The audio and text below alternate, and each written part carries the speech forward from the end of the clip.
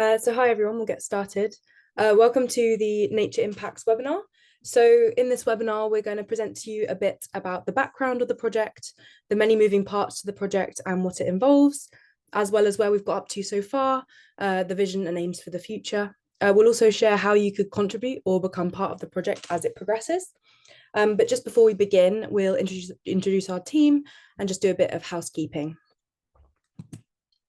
So this is the team involved in the Nature Impacts project.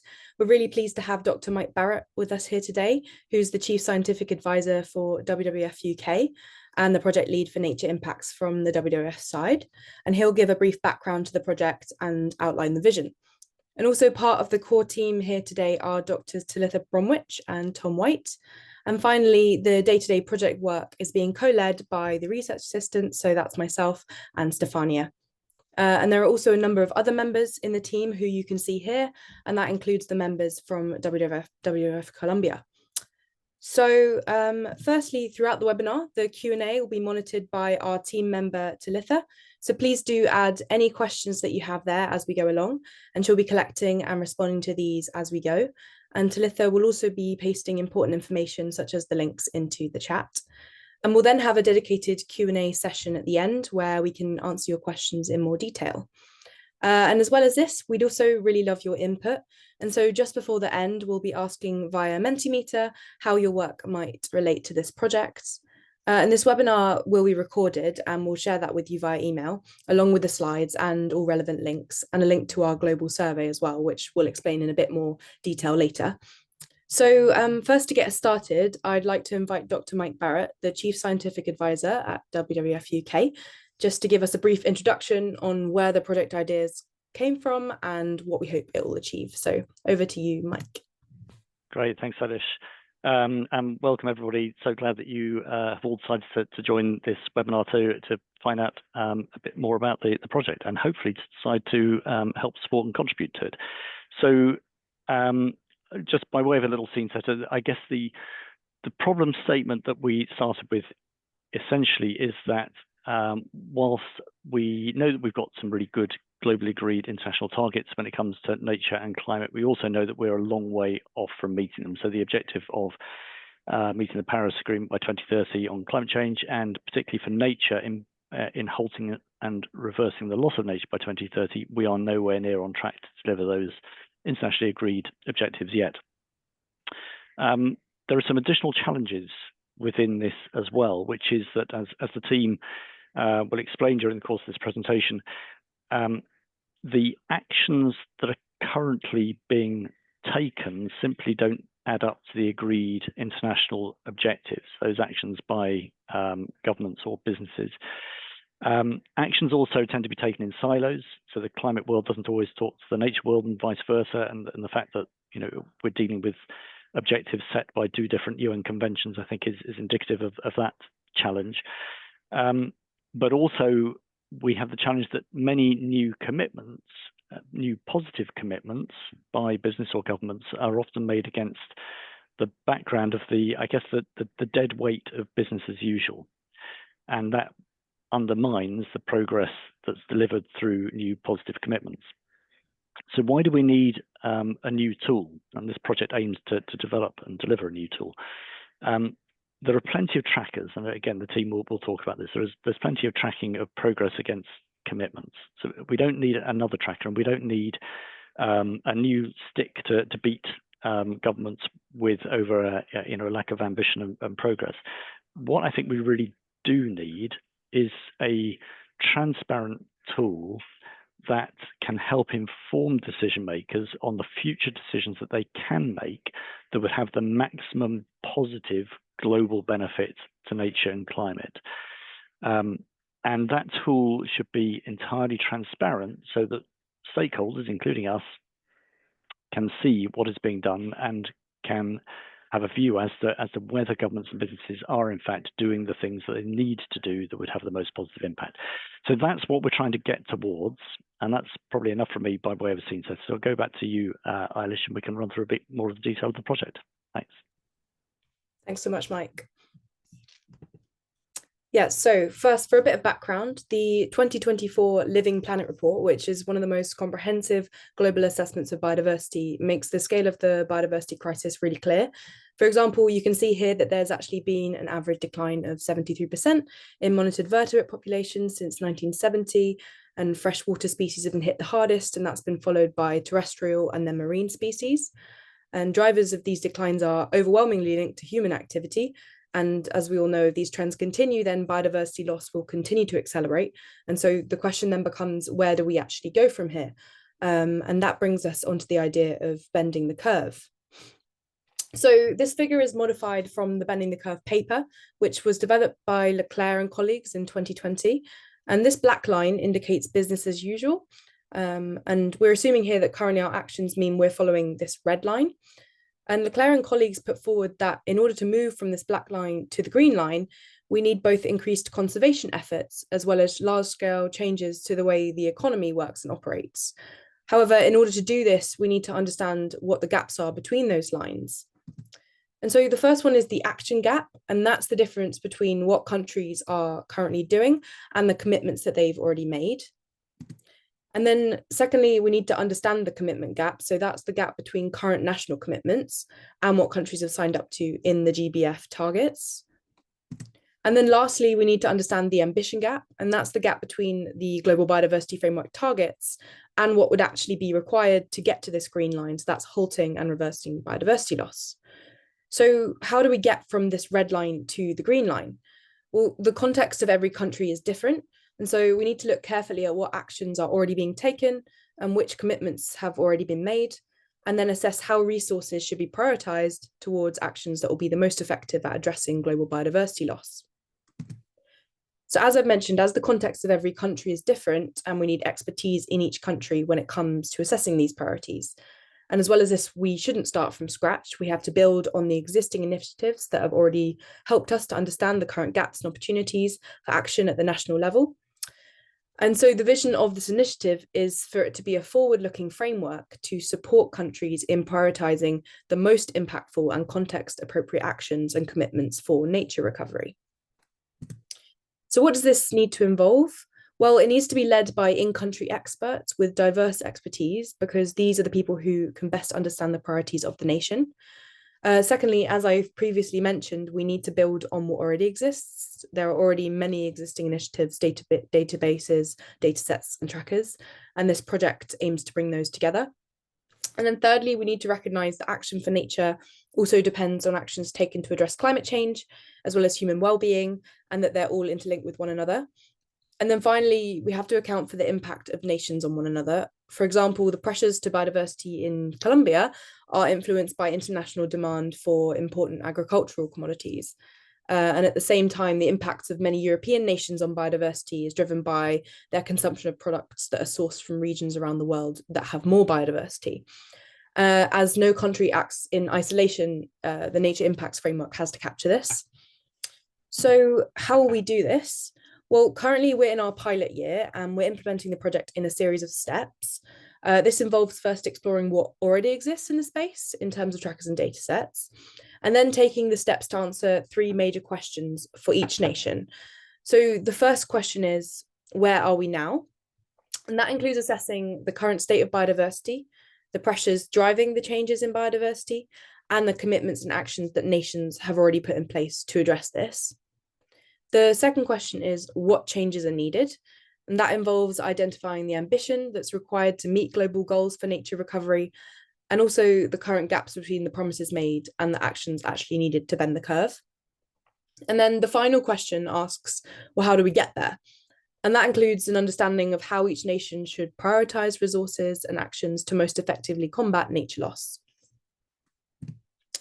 So one of the key outputs of the project is to result in a user-friendly interactive dashboard that will bring together all the key data needed to assess progress, highlight gaps, and identify opportunities to maximise positive outcomes for nature. With this dashboard, the user should be able to see at a glance how well a country is doing, what biodiversity commitments it's made, as well as the progress made by each country towards these commitments and what the future priorities should be. This then creates an evidence base that can be used by civil society, businesses, and governments to understand country progress and to check if the right priorities are being addressed. But importantly, important to note, this tracker won't just sit on the screen. It'll also be used to generate country-specific progress reports, as well as an annual global syntheses to maintain the bigger picture. So I'll now pass over to Tom, who will go through the steps of the project in a bit more detail, highlighting what we've done so far, where we intend to go next, and he'll also address how you could contribute and get involved. So thank you. Over to you, Tom. Thank you, Elish. So yes, I'm going to go through some of the steps we've been taking, particularly in this pilot year, around those four major questions to start to think about what nature impacts can be and how the project will develop in future. So the first two steps of this is about compiling the data that's available to track progress. The first step we took was to identify the commitments that countries have made for nature, the global targets relevant to nature recovery. And for that, we particularly looked at the Global Biodiversity Framework and their targets, but also the Sustainable Development Goals, those directly and indirectly relevant to nature, and also the Paris Agreement for climate change, recognizing the interlinkages between nature, climate, and development goals. As part of this initial year, we've also been conducting a systematic search for existing trackers, databases, indicators, and tools that can be relevant for understanding the situation in a country at present, important to feed into that prioritization exercise about how we might prioritize effort in future. Next slide, please, Elish. And thinking about those global targets across those three major frameworks there's a very large number of targets that countries have signed up to at this global level. We've clustered these into 14 broader themes, topics that these targets try to cover. This ranges from things like area-based management, ecosystem restoration, species conservation, but also things about changing the economic system, the biodiversity footprints of production and consumption, for example, as well as more underlying themes like capacity building and knowledge sharing, and ensuring there's rights and role of Indigenous people and local communities. Next slide, please. And I just wanted to highlight, we've identified a very large number of relevant databases and trackers through that search, and I just wanted to highlight a couple of really key ones here that came out of our search. The first is the WWF MBSAP tracker, the National Biodiversity Strategy and Action Plans tracker. This WWF in this tool rates different parts of each MBSAP or national target as either good, mixed, or poor. This is based on their ambition, the actionability of those targets, and the alignment of those commitments with the GBF. This is then compared with the WWF's MBSAPs We Need checklist, which are a set of more ambitious targets than those provided by the GBF. This is a really key resource for understanding the actions and the commitments currently ongoing in different countries. Another I wanted to quickly mention was the Sustainable Development Goals Actions Platform. This is a global platform to track voluntary SDG commitments, thinking about who is committing to what, where, and when. And that includes those targets directly related to nature, 14 and 15, but also those on topics that are really important for nature recovery, climate and water, for example. This combines contributions from NGOs, the private sector, government bodies, and UN bodies. And the idea is it enables data-driven tracking and promotes collaboration and on action to address these different goals. So that first stage was about compiling data that we can use to track progress and that can be useful for informing our prioritization exercises. And the next step is to think about, well, where are we actually at now? What are the commitments being made by different countries? Thinking about how they match to the GBF goals and the SDGs, and then thinking about the action that's being taken within country that can help meet those commitments. How well are countries doing at the moment to meet those national level commitments? And one initiative we wanted to really highlight here was an initiative that is called the Nature Action Tracker. This is a new project being led by the UNSDSN and BirdLife International, and they're developing an approach that can help assess national actions to reach stated biodiversity commitments. This is an initiative that is really being developed in parallel with nature impacts, recognizing that the tracking of current actions is really important for finding out how well different countries are doing towards those commitments, and therefore how we might want to prioritize action in different nations in future. So the first step was identifying the data available, then thinking about how are actions contributing currently to those national level targets. But also, we now need to start thinking about, we also need to think about what changes are needed to reach that green line in the diagram that Ailish presented at the start.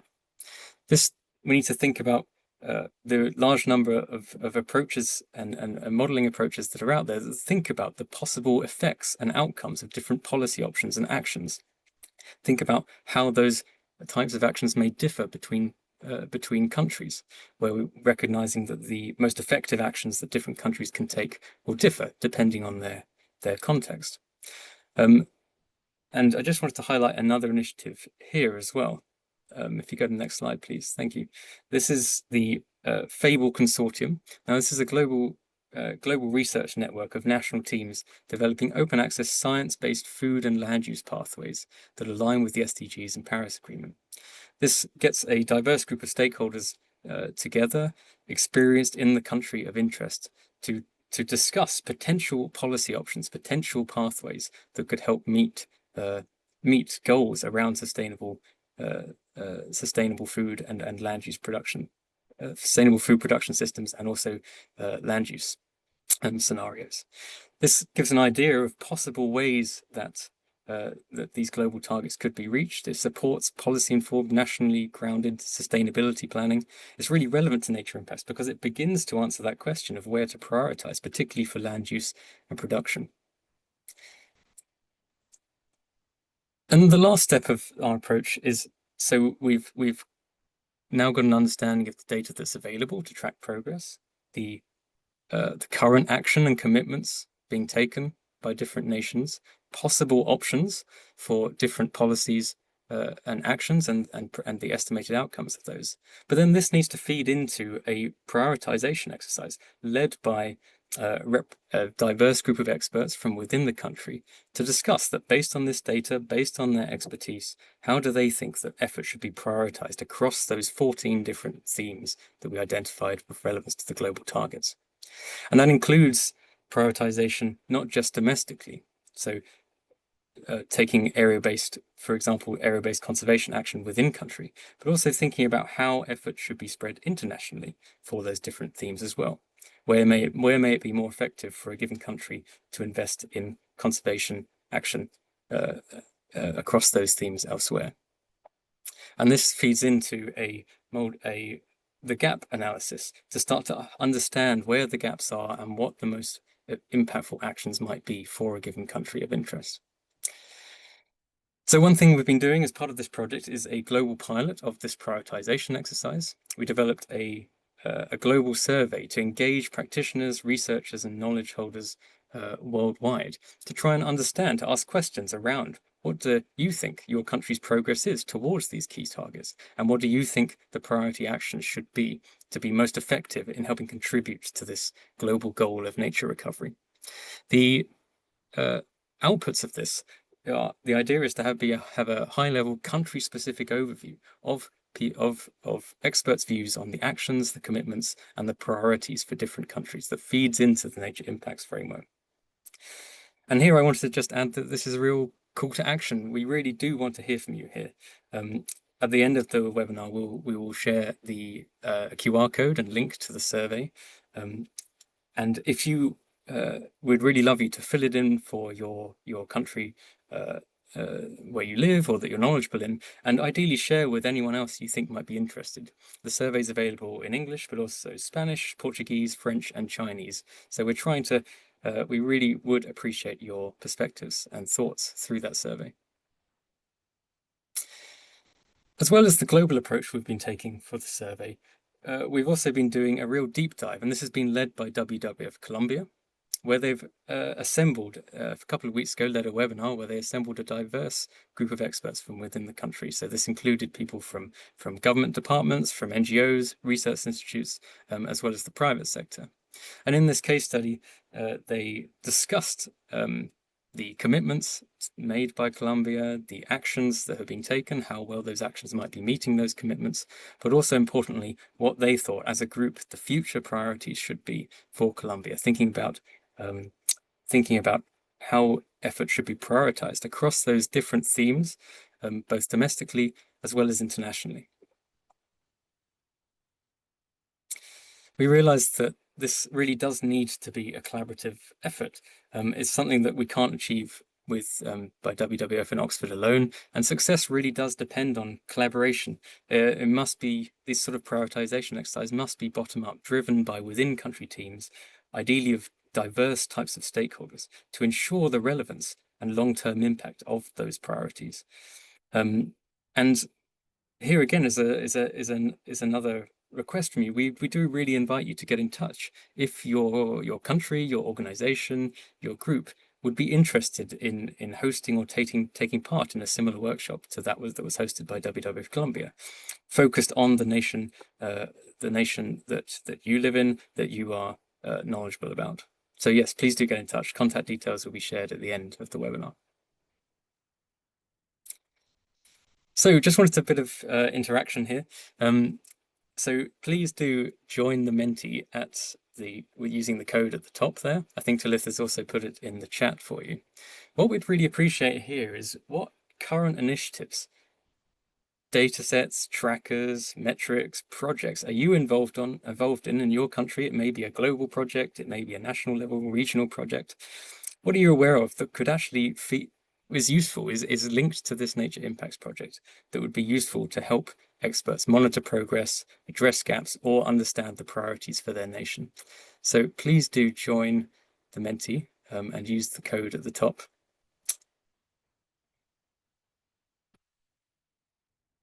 I will give people a minute or two to join on using the code.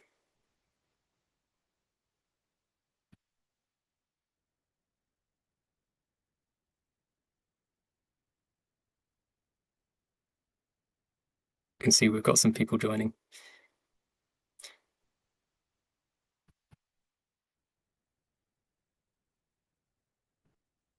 Fantastic. So yeah, thank you for the initial responses. Please keep inputting.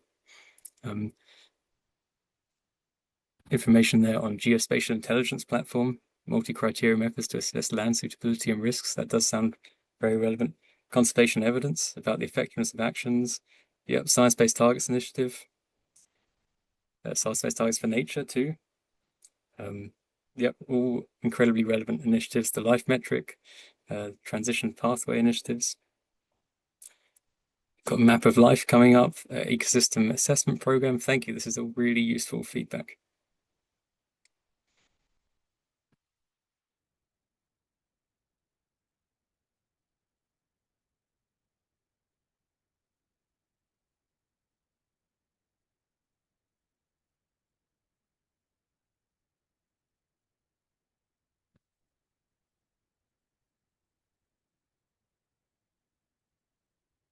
Okay, thank you very much, everyone.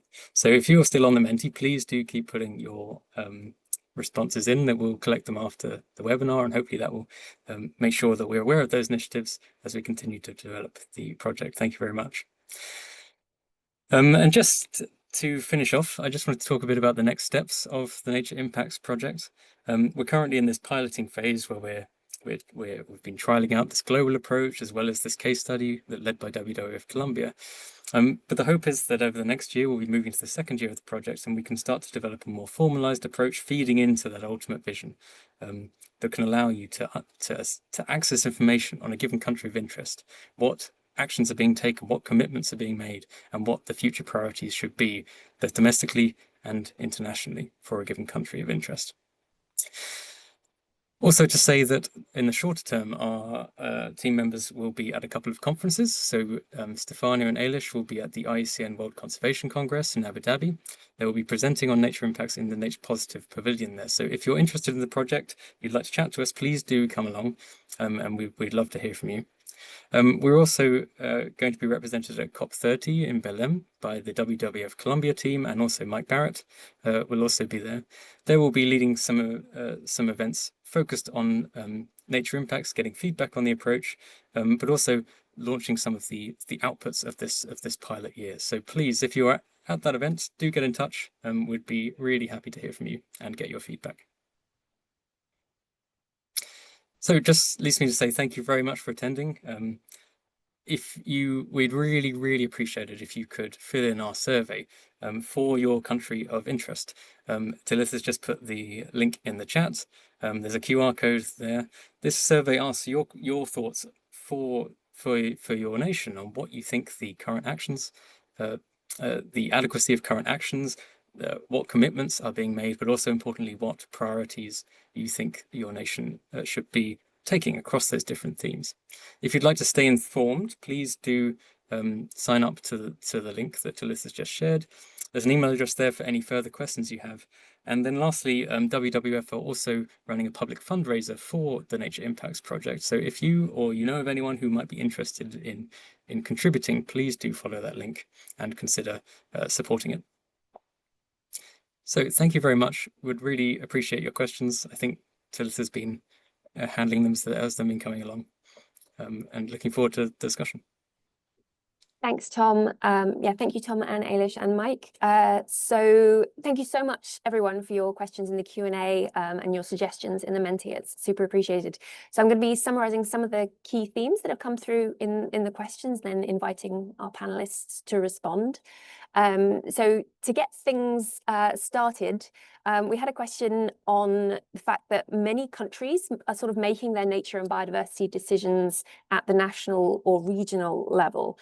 So, for example, in the UK, these are often devolved to England, Scotland, Wales, and Northern Ireland. And a question about whether the data and suggestions will be available at that kind of national or regional level. I don't know, Tom, is that, or Mike, is that something you'd like to speak to? At the moment, we've been focusing very much at this national level. And one thing I suppose we didn't really say in the presentation is that what's going to be really important here is, and this is something that came up in the Colombia case study that WWF Colombia led, is the input of national data sets into this, national, regional, or local data sets into this prioritization approach when you're thinking about for a specific country. So at the moment, we've been thinking about it at the national level, realizing the importance of including those national data sets when holding workshops like the one we did in Colombia. But I think it could, in theory, be broken down at a smaller scale. So as the projects develops, I can imagine that it could be done at a more regional or local level too. I think I'll maybe just add one thing to that, Tom, as well, which is that, of course, what we're trying to do within this project is to create a tool that doesn't only look at domestic conservation interventions, which, as the questioner says, are often devolved down to more local levels, but it's also trying to look at what a country's global impact on nature is through its offshore activities as well. So finance flows, trade flows, and so on. And of course, those are generally set through national policies. So we're going to have to look at sort of both of those scales. So it's a really interesting question, I think, as Tom says, but we will need to look into that further. But we're going to have to look at a multitude of scales, which is just one of the many complexities around trying to create this tool. Thank you both. Another interesting question we had was about the process of bringing together all of these data from lots of existing trackers and projects and academic sources. And a question around how we're going to do a check on how rigorous these data sets are when they're sort of compiled and brought in overall. So is there going to be a mechanism for checking or verifying the numbers or proofing like what goes in? I don't know if Tom, if you have any thoughts on that? It's a very good question. So at the moment, we're very much at the stage of seeing what's out there. There's a huge amount databases and trackers and metrics available. I think when it comes to the pulling it together and seeing what's available for each different country, we will have to introduce some sort of criteria there potentially. But really good question. I think something for us to think about as this develops. I don't know if anyone else has any thoughts.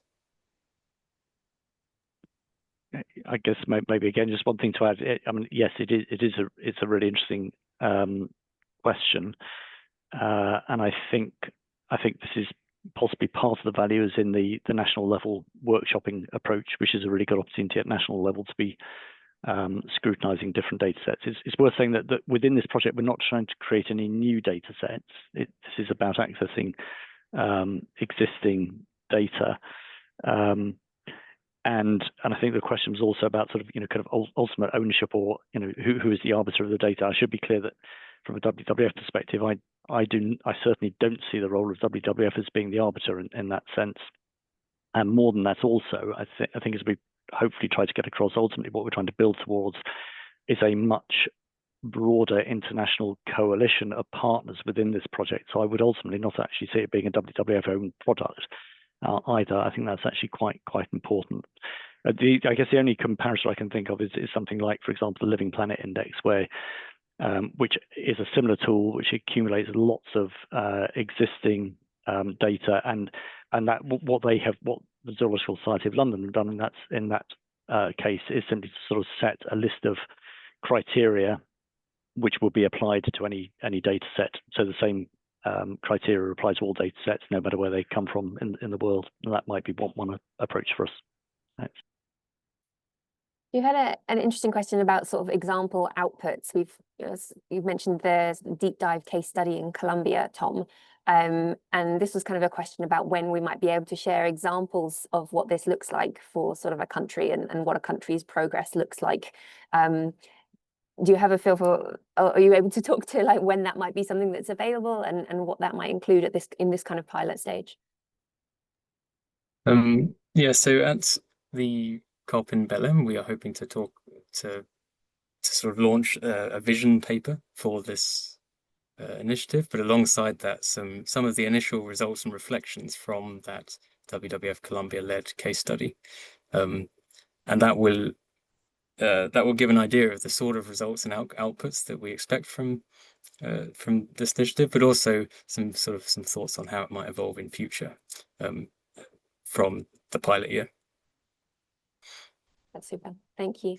And questions of sort of like we've talked about how the focus is initially going to be on nations, but it's been brought up to us quite a few times that many businesses, both multinational and within countries, also have an important biodiversity impacts and commitments.